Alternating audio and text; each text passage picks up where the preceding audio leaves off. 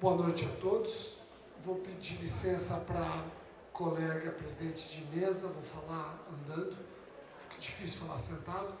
Quero agradecer as palavras honrosas, cumprimentar também o colega Emerson, defensor público, quem parabeniza o livro e toda a sua atividade acadêmica, muito produtiva. Quero também agradecer o convite ao presidente Aureliano, estender os agradecimentos e também aqui cumprimentar o meu colega Igor. Sintam-se todos saudados nessas pessoas. Ministro, parabéns pela exposição, e dizer, ministro, que eu, como membro do Ministério Público, ouvindo o senhor falar, eu concordo 100% com o que o senhor falou, absolutamente 100%. Fico muito feliz ver que algumas coisas que eu já defendia estão no seu livro, estão agora aqui sendo defendidas no evento do Ministério Público. Meus parabéns. Eu vou ser muito rápido, não quero prejudicar o Emerson. Todos nós fomos comprometidos por conta de percalços da nossa malha aérea e não queremos também cansá-los. Vou falar da lei de abuso de autoridade. Deixa eu só fazer uma correção. Na metade da apresentação para lá não é meu currículo, é do meu irmão mais velho. Tá? Então, eu não sou mestre em filosofia, o meu irmão mais velho, mas gosto de filosofia, porque eu vi quando falaram mestre em filosofia, as pessoas dizem, sim, eu adoraria ter feito mestrado em filosofia, mas não fiz, foi meu irmão, e eu acho que todo estudante de direito tem que estudar filosofia. Eu só sou um curioso, então mestre é o meu irmão, que às vezes a pessoa vai no Google e dá esses probleminhas. Bom, vamos lá. Houve um upgrade fenomenal, fiquei até curioso. Vou falar da Lei de Abuso de Autoridade, a Lei 13.869 de 2019. Não vou criticá-la por inteiro. Eu acho que se essa lei merece alguma crítica, a crítica deve residir na forma como essa lei foi discutida no Congresso. Tomada por um revanchismo, discursos baratos. Isso merece o nosso repúdio. Agora, se vocês me colocarem as duas leis, a 4.898 ainda vigente e a 13.869, eu ainda prefiro a lei 13.869. A 4.898 de 65 é terrível. É que ela é tão ruim que não vingou. Essa aqui, repito, assusta a forma como foi discutida. É uma lei com imperfeições, do meu ponto de vista. Mas, comparando com a lei atual, eu prefiro essa que virá. Até porque o judiciário, principalmente, está muito mais vigilante ao que o Congresso editou. Vejamos, o artigo 1º da Lei de Abuso de Autoridade. Esse artigo 1º trata do dolo. Rogério, que esquisito, um artigo inaugural falando do dolo. Exatamente. Raul Machado Horta, ele já rotulava a nossa Constituição, a nossa Bíblia política, como uma Constituição plástica. E por que Constituição plástica? Dizia Raul Machado Horta, porque os seus artigos estão colocados em ordem de importância. Se eu trouxer essa etiqueta para cá, eu vou entender que a Lei 13.869 de 2019 também é plástica. Os artigos estão colocados em ordem de importância. Não sem razão, a nova Lei de Abuso de Autoridade começa falando do dolo. Este artigo não só explica o ânimos nos delitos, como também garante que não haverá abuso na interpretação da lei. O artigo 1º, parágrafo 1º, anuncia que as condutas descritas na lei de abuso constituem crime quando praticadas pelo agente, com a finalidade específica de prejudicar outro ou beneficiar a si mesmo ou a terceiro, ou ainda por mero capricho ou satisfação pessoal. Rogério, quer dizer que uma pessoa só responderá pelos crimes de abuso se agir com este dolo terrível? Sim. E convenhamos, qualquer servidor público que haja com este dolo tem que sofrer os rigores da lei. Ele agiu para prejudicar alguém, beneficiar a si mesmo ou a terceiro, por capricho ou sentimento pessoal. Tem que sofrer os rigores da lei, sim. Aliás, esse artigo é tão importante que ele acaba me obrigando a fazer uma pergunta depois que eu souber mexer nisso aqui.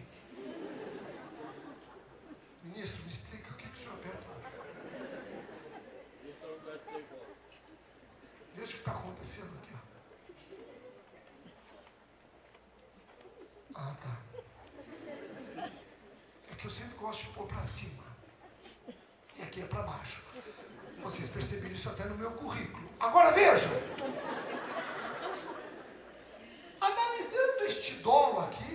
Analisando este dolo, repito, eu pergunto, os crimes da lei de abuso de autoridade são compatíveis com o dolo eventual?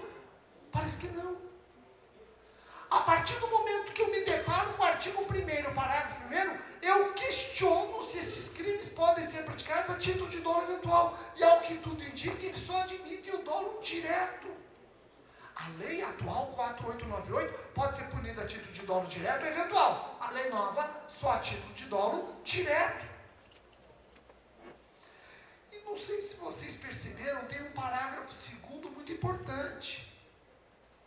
Depois de muita discussão, o legislador deixou claro que a divergência na interpretação de lei ou na avaliação de fatos e provas não configura abuso de autoridade. Isso é muito importante. Evita o tal do crime de hermenêutica. O que eu indago é a natureza jurídica desse parágrafo 2º. Por que a divergência na interpretação da lei ou na análise dos fatos não configura abuso de autoridade? Por que não configura o crime? Porque o fato não é sequer típico? É típico, mas não é ilícito? É típico e ilícito, mas não será culpável? Ou é típico, ilícito e culpável, só não será punível? Eu retiro algum dos substratos do crime, qual? Ou os substratos do crime estão mantidos e eu retiro somente sua consequência jurídica, a punibilidade? A Associação dos Magistrados do Brasil, com o devido respeito, se equivocou na sua ADI. Porque a Associação dos Magistrados do Brasil fez uma ADI interessante, ação direta de constitucionalidade, robusta, com muito subsídio, mas nesse ponto, com o devido respeito, se equivocou. A AMB chama o parágrafo 2º, rotulou o parágrafo 2º como excludente da ilicitude. Não podemos admitir. Se é uma excludente da ilicitude, então eu tenho um fato típico. Se eu tenho um fato típico, então eu tenho aquele dolo terrível. Eu tenho um agente que agiu com o fim de prejudicar, beneficiar por capricho ou satisfação pessoal. Na verdade, o parágrafo 2º do artigo 1º exclui o próprio dolo caracterizador do delito. Não sem razão, é o parágrafo seguinte, a finalidade específica. A partir do momento que eu tenho uma divergência na interpretação da lei na avaliação de fatos e provas, não configura abuso de autoridade por ausência de dolo do elemento subjetivo, o fato sequer é típico. Vamos imaginar que o ministro, julgando um habeas corpus, numa ação penal que eu promovo, e o doutor Luciano recebe essa ação penal, o ministro diz, eu tranco essa ação penal, porque não há justa causa. Opa, tem um crime que nós já vamos ver, que é promover a ação penal sem justa causa. Então quer dizer que o ministro, ao mesmo tempo que tranca a ação penal, praticamente reconhece abuso de autoridade, não só meu, como também do juiz. Espera um pouquinho. Há uma divergência na interpretação da lei ou na avaliação de fatos e provas que não pode redundar no abuso de autoridade, nem meu, nem do juiz. Essa divergência existe. Nós fizemos direito, não fizemos matemática. A ciência nossa é do dever ser e não a ciência do ser. Então não há dolo. O fato é atípico. Agora, é claro que eu tenho que fazer uma ressalva. Eu conversava com o Igor no carro sobre isso, aliás, não sei se o colega Emerson sabe, mas nós fomos construindo os livros juntos. Eu escrevendo o meu, você escrevendo o de vocês, e tudo pelo WhatsApp com o Igor. Então, de repente, escrevemos a mesma coisa por conta desse WhatsApp. Só faltou a gente montar um grupo, né? Mas hoje a gente tem mais grupo que amigos, então eu evito o grupo. O importante, e aí eu discutia com o Igor, é o seguinte: cuidado que nós não podemos admitir pessoas que abusam da autoridade e vão querer usar o manto protetor de que houve uma simples divergência na interpretação da lei. Eu falo, não, uma interpretação teratológica monstruosa não vai proteger ninguém. Te dou um exemplo. Tivemos um caso em que o delegado de polícia permitiu homem e mulher cumprirem prisão provisória no mesmo local, no mesmo ambiente, no mesmo espaço de confinamento, porque ele interpretou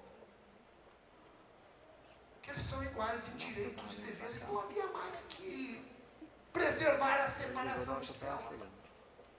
Que absurdo! Uma interpretação dessa é teratológica, é monstruosa. Não é só equivocada, é daninha. Esse parágrafo 2º não vai socorrê-lo. Interpretações teratológicas, repito, monstruosas, essas interpretações não servirão como manto protetor. Prosseguindo, o artigo 2º, obviamente, eu não vou tratar de toda a lei em 30 minutos, claro, vou trazer o que tem mais de importante, mas o artigo 2º fala dos sujeitos ativos, não vou perder meu tempo, já estão discutindo se o sujeito ativo abrange eventualmente a OAB. Será que ela é uma autarquia profissional? Será que ela pertence à administração pública indireta? O Supremo, quando decidiu, entendeu que não pertence à administração pública, sequer indireta. Mas já temos vozes querendo exumar essa discussão. O artigo 3º arrepiou muitos colegas do Ministério Público. Rogério, artigo 3º, ação penal privada subsidiária da pública, e agora? Eu falei, e agora? Isso aqui existe desde 1941. Aliás, a ação penal privada subsidiária da pública é uma garantia constitucional do cidadão. Está no artigo 5º da nossa Bíblia Política. É uma garantia do cidadão contra a inércia do Estado acusador. Se o Ministério Público não age, é inerte no seu poder-dever, claro que o cidadão não pode ser prejudicado por essa inércia, garantindo-se-lhe a queixa subsidiária. Agora, que fique claro, a queixa subsidiária tem um pressuposto inafastável, que é a inércia do Ministério Público. Se não houver inércia, não cabe queixa subsidiária. O Ministério Público requereu o arquivamento, o juiz homologou, não teve inércia. O Ministério Público ofereceu transação penal, não teve inércia. O Ministério Público requereu diligências, não tem inércia. Não tem inércia. Então vejam que a queixa subsidiária pressupõe inércia. Tem um julgado do STF, ministro Gilmar Mendes, dizendo que se o Ministério Público está aguardando diligências internas de dentro do MP, não evita inércia. Calma ao ler este julgado. Este julgado, ele trabalha um inquérito policial, onde o Ministério Público, ao receber o inquérito relatado, ficou aguardando diligências do seu centro de apoio operacional. Aí tudo bem, não exclui a inércia. Num procedimento investigatório criminal conduzido pelo Ministério Público, que só depende de diligências internas, claro que aí nós não podemos falar em inércia caso suplantado o prazo de oferecimento de denúncia. Então saibamos compreender a decisão do ministro Gilmar Mendes. Não vou perder muito tempo com o artigo 3º. Vou direto para o artigo 4º. O artigo 4º trata dos efeitos da condenação, mistura efeitos extrapenais genéricos com efeitos extrapenais específicos, mistura artigos do CP com artigos do CPP. Chama a atenção o artigo 4º, inciso 1. Nós sabemos que todo crime torna certa a obrigação de reparar o dano. Inclusive, o CPP foi alterado em 2008, garantindo que o juiz pode antecipar a reparação de danos já na sentença condenatória. A grande diferença é que o CPP dá esse poder para o juiz independentemente do requerimento do ofendido. Na lei de abuso, para que o juiz aplique o 387, inciso 4, ele precisa do requerimento do ofendido. O Ministério Público vai fazer o pedido? Vai. O Ministério Público tem que fazer esse pedido na denúncia? Sim. Para dar direito ao contraditório e ampla defesa. Mas o Ministério Público, na lei de abuso, só fará esse pedido se no inquérito ou no procedimento investigatório criminal houver requerimento do ofendido. É requisito que está no artigo 4º, inciso 1. Claro que esse requerimento dispensa formalidades extraordinárias. Os dois incisos seguintes, inabilitação para o exercício do cargo, mandato ou função. A perda do cargo, mandato ou função, os dois efeitos seguintes só são possíveis nessa lei se o agente for condenado e reincidente específico. E mesmo assim o efeito não é automático, tem que ser motivadamente declarado na sentença. Nesse tanto, a Lei 13.869 de 2019 é bem mais benéfica que a 4.898, que não está condicionando a perda, não está condicionando a inabilitação à reincidência muito menos específica. Então isso é importante. Os dois efeitos finais, incisos 2 e 3, só incidirão se o agente for reincidente específico e abuso de autoridade. Ele tem que agir com aquele dolo terrível 2 vezes seguidas dentro do espaço de reincidência. E mesmo assim, depende de decisão motivada do magistrado. O artigo 5º, eu vou ficar praticamente com essa parte geral, um outro crime eu comento, aí colega Emerson arremata. O artigo 5º fala das penas restritivas de direitos do abuso de autoridade. Cuidado! A lei de abuso de autoridade, ela poderia simplesmente ter feito referência ou remeter o assunto ao Código Penal, que se aplica subsidiariamente. Não. A lei nova de abuso diz: eu, para crimes de abuso de autoridade, só admito 2 penas restritivas. 2. Quais? Prestação de serviço à comunidade e suspensão do exercício de cargo, função ou mandato, sem vantagens e remuneração. Então não é a perda do cargo, função ou mandato. Ele continua com o cargo, função ou mandato. Ele só ficará suspenso do seu exercício sem receber e perdendo vantagens. Agora eu pergunto para vocês, raciocinem comigo. Qual das 2 penas restritivas é mais grave? Se vocês fossem condenados por abuso de autoridade, vocês gostariam de cumprir qual pena restritiva de direitos? Prestação de serviço à comunidade e ganhando o salário? Ou ficar suspenso do exercício da função e sem salário até 6 meses? Quem acha que prestação de serviço à comunidade, levanta a mão. Quem acha que é a suspensão, levanta a mão. Quem não está entendendo porra nenhuma, levanta a mão. Pode ser uma opção válida. A maioria, teve gente que levantou a mão as 2 vezes. Depois a gente precisa entender direito essa dicotomia. Mas vejam, a maioria aqui concorda que é melhor cumprir prestação de serviço à comunidade. Não é verdade? Mas olha o detalhe. O passo a passo da substituição, a lei não previu. Eu aplico o Código Penal, certo, Emerson? Eu vou ter que aplicar o Código Penal. É crime doloso, só há substituição. Se a pena imposta não for superior a 4 anos, se o crime for cometido sem violência ou grave ameaça à pessoa, etc. E aí tem um artigo do Código Penal que diz o seguinte: o juiz no Código Penal só pode substituir a prisão por prestação de serviço à comunidade se a prisão for superior a 6 meses.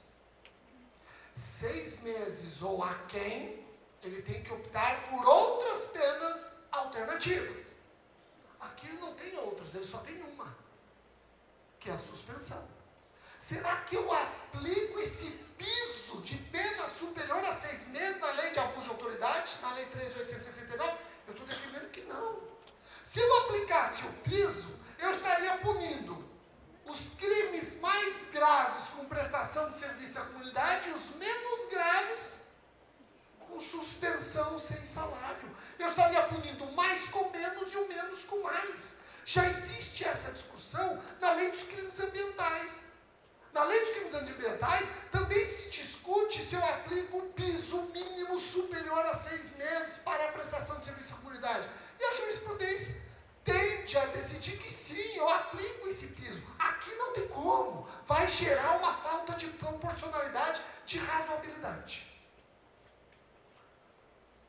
Bom, eu vou direto para o artigo 13. Por favor, me corta a hora que der os 30 minutos. Já deu 30? Ela vai me cortar, né? Você me dá o papelzinho. Rapidamente, eu vou para o mais importante aqui, no meu ponto de vista, que é o artigo 13 diz: constranger o preso ou detento mediante violência ou grave ameaça ou redução de sua capacidade de resistência a exibir-se ou ter seu corpo por parte dele exibido à curiosidade pública, submeter-se a situação vexatória ou produzir prova contra si mesmo. Olha a pena, 1 a 4 anos. Agora preste atenção. Por que eu resolvi comentar um crime que é muito fácil de entender o que se está punindo? Aliás, eu chamo a atenção no inciso 1. Constranger o preso a exibir-se ou ter seu corpo ou parte dele exibido à curiosidade pública. Tem programa de televisão que vai parar. A gente não vai conseguir fazer programa de televisão com isso aqui. Tem um jornalismo aí que está preocupado. Não vou poder mais tratar preso de maneira vexatória? Não, estou com medo de não fazer meu jornalismo. Sério. Ora, olha o inciso 3. O inciso 3 está punindo constranger o preso ou detento mediante violência ou grave ameaça a produzir prova contra si mesmo ou contra terceiro.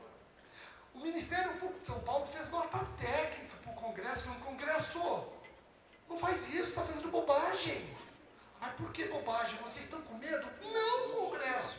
Você vai trazer um retrocesso na proteção de direitos humanos. Ai, o Congresso, não estou entendendo por quê. Então eu vou te explicar, Congresso. Ó, vou desenhar para você. Antes dessa lei, constranger pessoa mediante violência ou grave ameaça a produzir prova contra si mesma é tortura. Pena de 2 a 8 anos. Crime equiparado a hediondo, sofrendo os consequitados da Lei 8.072/90. Agora você está tornando isso, que é hediondo ou equiparado a hediondo, um abuso de autoridade com pena de 1 a 4 que admite suspensão do processo. Vejam que absurdo. É um retrocesso? Eu estou diante de um conflito real? Bom, nós somos obrigados a defender que não. Não vamos admitir esse retrocesso da proteção de direitos humanos. Então, o que o juiz vai ter que fazer? Analisar um caso concreto. Aqueles constrangimentos causadores de maior sofrimento físico ou mental, tortura. Crime equiparado a hediondo, etc. Agora, aqueles constrangimentos menos severos, que não trazem um sofrimento físico ou mental, abuso de autoridade. Agora, confesso que é uma linha tênue e que vai exigir do magistrado redobrada atenção. Redobrada atenção. Já tem gente defendendo, não sei se o Igor ou o Emerson já sabe, já tem gente defendendo Novácio Legis e Melius. Isso é perigosíssimo. Imagina o recado que nós estamos dando para a comunidade internacional, depois de assinar tantos documentos que buscam prevenir e reprimir a tortura, dizer que agora o crime de tortura do artigo 1º, inciso 1, letra A, é só para o particular. É só se, por exemplo, o credor torturar o devedor para confessar uma dívida. Porque se for um policial torturando um preso para confessar um crime, é abuso de autoridade e admite suspensão do processo. Absurdo. O artigo 18 também foi alertado. O artigo 18 pune submeter o preso a interrogatório policial durante o período de repouso noturno. Salvo se preso em flagrante, obviamente, e salvo se ele consentir em ser interrogado na polícia durante o repouso noturno. Mas eu pergunto para vocês, o que é repouso noturno? Alguém sabe responder? Repouso noturno, ninguém arrisca. Rogério, está na hora, inclusive. Repouso noturno, alguém sabe? A hora que a gente se recolhe, por quê? Descanso diário. Que hora é essa? Depende de cada um? Cada região? Vamos imaginar uma pacata cidade aqui do interior. Qual que é o horário do repouso noturno? 7 horas. E numa capital, Fortaleza, qual é o horário? Nem recolhe pro descanso. Pessoal, repouso noturno, o nosso legislador, ele foi buscar lá no furto majorado pelo repouso noturno. Aí lá a doutrina diz que é o período que a comunidade se recolhe para o descanso diário, que período é esse, depende do costume da localidade. Isso não cabe aqui. Aliás, não cabe nem lá mais, muito menos aqui. Nós vamos ter que definir o que é repouso noturno. E aí eu estou sugerindo 2 artigos, eu até acho que um é mais correto que o outro, mas eu estou sugerindo 2 artigos. Ou nós utilizamos o 212 do CPC, repouso noturno, a partir das 20 horas. A partir das 20 horas não cabe mais interrogatório policial de preso preventivo ou preso temporário.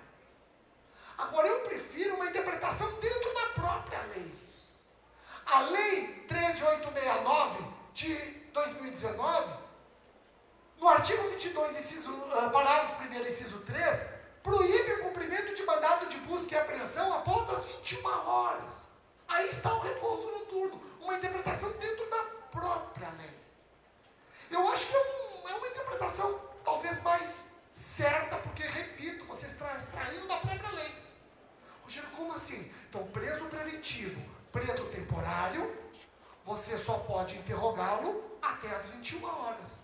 Mas e se o interrogatório começou antes das 21 horas? Chegou 21 horas, você tem que parar. O espírito da lei, você não colheu interrogando no momento de maior desgaste físico e mental. Tem que parar, encerra o interrogatório, assina e continua no dia seguinte, ainda que seja um dia não útil. Aí eu comecei 8 horas, posso ir embora? Não! 9 horas você tem que parar. Se você adotar o artigo 22, parágrafo 1º, inciso 3. Se você adotar o 212 do CPC, deu 8 horas, você tem que parar o ato. Esse é o estudo da lei. Salvo se ele consentir e continuar. Mas para consentir, ele não pode estar sozinho. Ele tem que estar acompanhado do advogado ou do seu defensor. Tá ok? Jóia? Bom, o artigo 22 é muito importante alertar. O artigo 22 está sendo chamado de violação do domicílio na lei de abuso de autoridade, Emerson. Não está escrito domicílio ali. Você leu o domicílio ali? Eu não estou lendo o domicílio. Mas está escrito o quê? Imóvel. É muito mais amplo do que o 150 do Código Penal, que fala em casa e domicílio. Aqui não é casa e domicílio, aqui é imóvel. E o conceito de imóvel nós podemos extrair do 79 do Código Civil. Mas vejam, isso é tão importante que vai mudar a nossa rotina no dia a dia da persecução criminal. Sabe por quê? Porque hoje a polícia, o Ministério Público, quando requer para o judiciário mandado de busca e apreensão, nós explicamos qual é a casa, quem é o morador. Mas às vezes a polícia, para cumprir esse mandado de busca e apreensão, ela toma a laje do imóvel.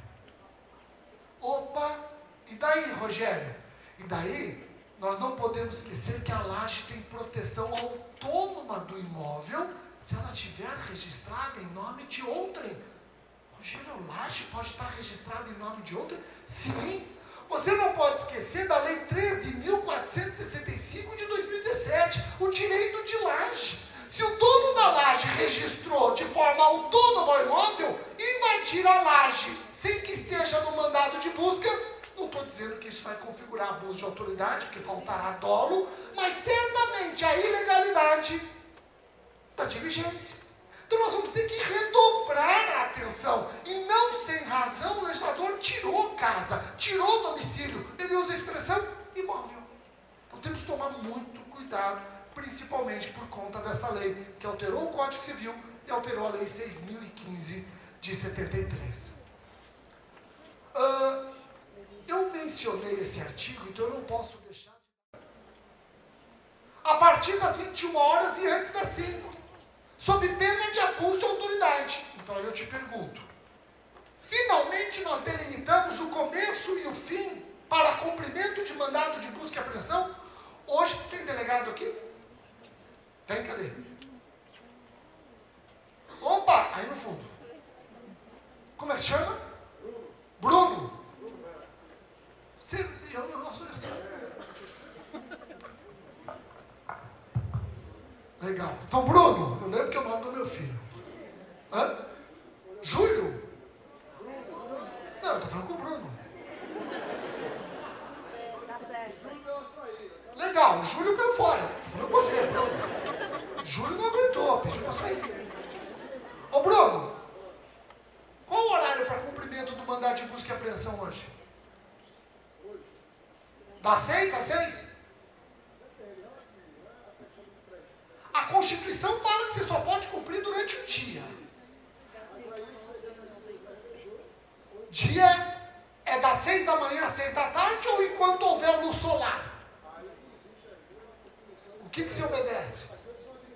Você obedece luz solar ou das 6 às 6? Luz solar, né? Ó, imaginei. Às vezes a gente confunde o sol com aquele poste de energia, né? Vamos lá. Ô Bruno, pergunto, será que a nova lei de abuso mudou esse horário? Agora não é mais das 6 às 6, é das 5 às 9? Nós temos duas correntes que já aparecem. Depois vou ter que ler o livro do Igor e do Emerson, e do André, grande André.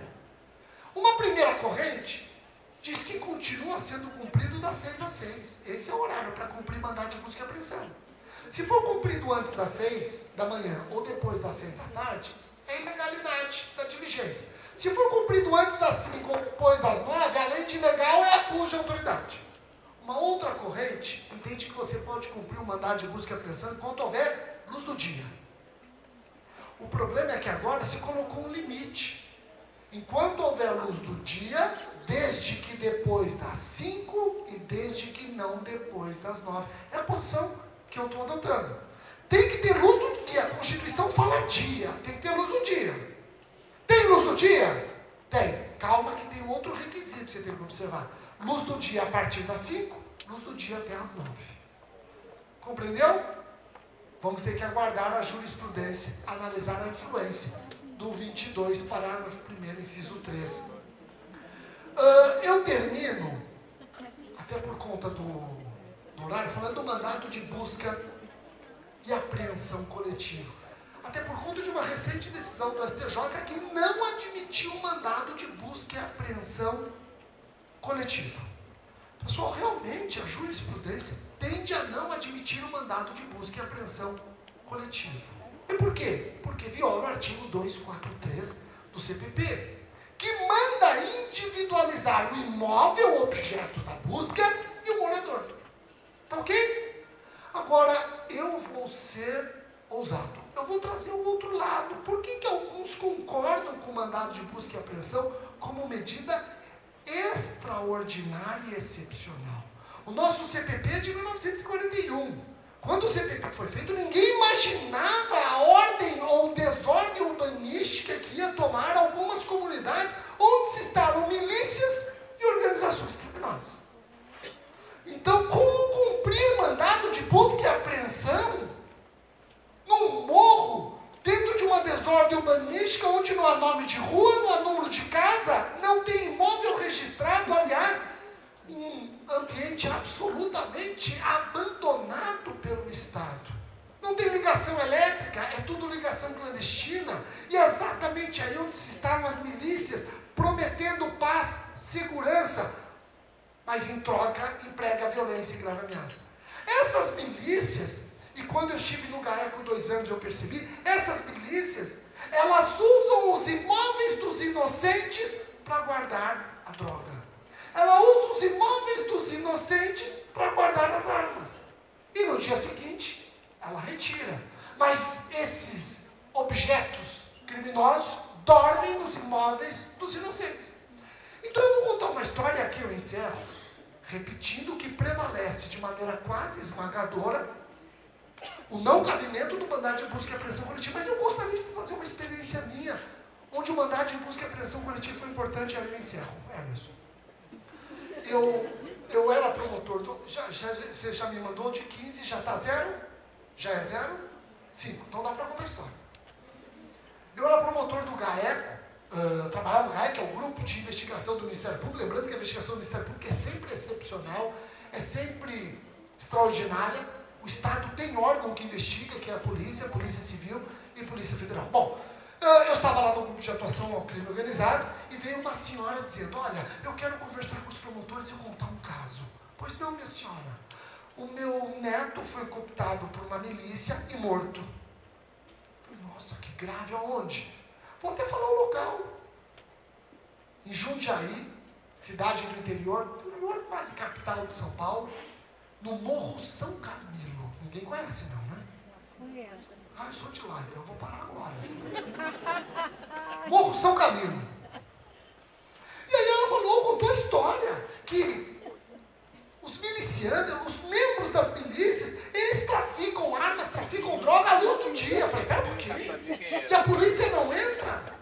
A polícia tem barricada. A polícia não consegue invadir.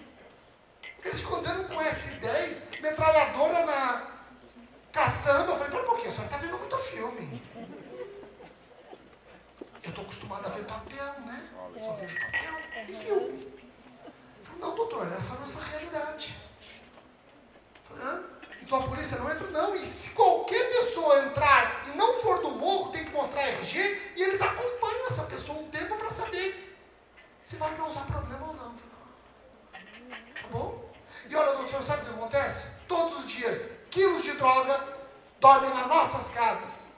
Armas dormem nas nossas casas. E aí de nós, se faltar 1 grama.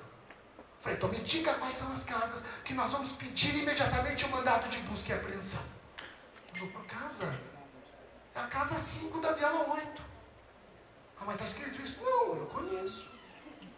Ali é um montoado de imóveis. Aliás, num barraco tem 3 imóveis. Então não dá uma mandado de busca e apreensão, né? Não. Aí a polícia, participando nessa investigação, pedimos autorização judicial para colocar um agente infiltrado. Esse agente infiltrado foi até o Ministério Público, quando ele chegou lá, eu levantei a mão. Fiquei mais com medo dele do que da milícia. Pude entender os estudos que o agente infiltrado tem que ter o fenótipo, né? Tem que ter características físicas para ser agente infiltrado. E ele falou, doutor, eu preciso ficar com essa senhora aqui 3 meses discutindo, porque eu vou entrar na comunidade como se eu fosse sobrinho dela. E eu preciso ficar 3 meses decorando com ela essa vida que nós temos, ou pseudo-vida que nós temos. Ela é minha tia e eu sobrinho. Porque no momento que nós fomos confrontados, se um dos dois errar uma pergunta, os 2 morrem. Ah, tranquilo, fica aqui na minha sala. Se eu sou você, eu já nem entro nessa comunidade. Eles ficaram 3 meses, ele falou, doutor, estou preparado. Comunicamos a juíza deu o prazo, tudo direitinho, como manda a lei. Ele entrou na comunidade, se passou por sobrinho dela, e de fato, depois de semanas, ele estava traficando armas e drogas, agente infiltrado. Tem que praticar os crimes. Ele fez relatórios. O português desse agente infiltrado é excepcional. O português dele é de cair o queixo. Aquilo virava um livro, Emerson. Virava um livro. Ele ficou infiltrado 4 meses. Ele poderia ficar até 6, ficou 4, acabou, trouxe. Aí ele descreveu tudo o que aquela mulher descreveu. Ou seja, as casas vão surgindo, não tem rua, não tem nada. De fato, as drogas dormem todos os dias em casas de inocentes, mas cada dia numa casa. Aí fomos falar com a juíza. Falamos, juíza, o nome dela é Jane. Falei, até o nome dela, o fato já acabou e ela merece toda a homenagem. Jane Naline. Fomos lá conversar com ela, falou, já acabou, a gente filtrado, está aqui o relatório, tal. Aí começamos a falar com ela sobre as dificuldades e agora, e falamos, ela fez, já sei o que o Ministério Público quer. O Ministério Público é um cheque em branco. Como assim? Cheque em branco. O Ministério Público é um mandado de busca e apreensão coletivo. Vocês querem entrar em todas as casas sem eu colocar no mandado. É mais ou menos isso, mas não é cheque em branco, por favor. É um cheque com valor alto. Aí foi interessante que ela fez assim, ó. Promotores, eu vou definir. Eu vou dar um mandado de busca e apreensão coletiva. Mas é o Ministério Público que vai cumprir. Vocês vão trazer o relatório. Qualquer incidente é o Ministério Público que está tocando a diligência. Eu olhei para os colegas e falei, mas vocês querem mesmo? Marcamos o dia certinho. 4.000 homens da Polícia Militar ficaram 30 dias na diligência. Bom, quando foi começar, eu lembro direitinho a data, dia 18 de setembro. Eu, muito receoso. 18, por que eu lembro dessa data? Porque eu não pude ir, nasceu minha filha.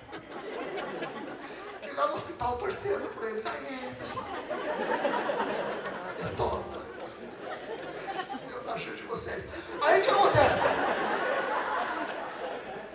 Eles cumpriram o mandado de busca e apreensão coletiva. Apreenderam quilos e quilos e quilos de droga.